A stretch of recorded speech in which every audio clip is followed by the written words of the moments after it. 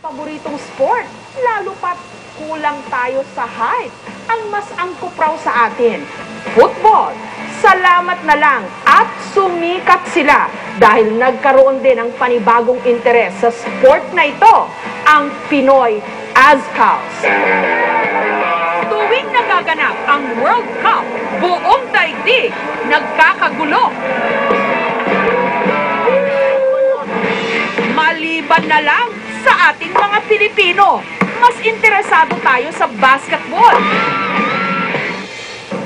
Hanggang sumikat sila, ang Pinoy Azkals. Go Azkals! 2005, nung unang nabuo ang ating pambansang kupunan sa football. Pero kamakailan lang sila nakatawag ng pansin sa ASEAN Football Federation o AFF Suzuki Cup.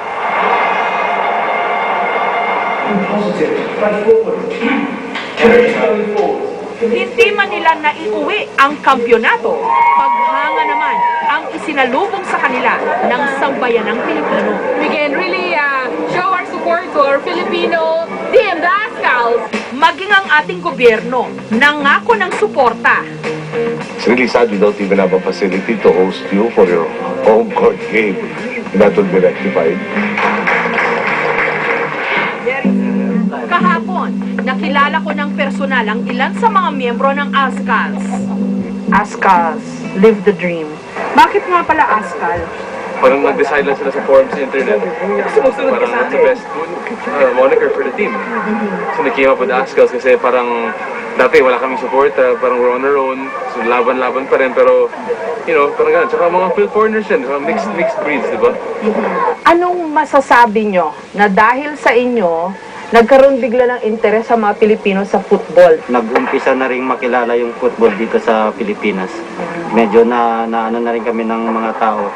So, papasalamat din kami sa suporta na binigay din ng mga kababayan natin. There was one international tournament that I remember. We beat Malaysia and they were really sore. Mga Pilipino, wala kahilig-hilig sa football, natatalo nila kami. So, ibig sabihin, malaki talaga potential natin. Kaya talaga, kaya. At saka, you know, I think a lot of yung difference dito, it's like yung Pinoy pride ni what Pacquiao brought to this country. Yun pang this constant following, and they saw us, you know, not giving up till the end. Okay talaga yung Pinoy, kaya all the way. So that had a lot to do with it all. Sumikat ang Azkal, kasi ilan sa inyo mga Phil-Am or half-breeds. Yes. Maraming mga nagpipilian ng mga kolehyala. Ano reaction nyo doon? That's normal, I guess. You know, for mga foreigners, the girls they like that. But the only thing I don't like is parang I don't want it to be a fad. You know what I mean? Like Pinoy mentality. Yung Philippines football team parang they're doing well now, pero after a while wala nang following, diba? So yung importante, we have to build and keep the momentum going from now on. Play more games, play more in front of our home fans. So para mo-sustain yun, diba?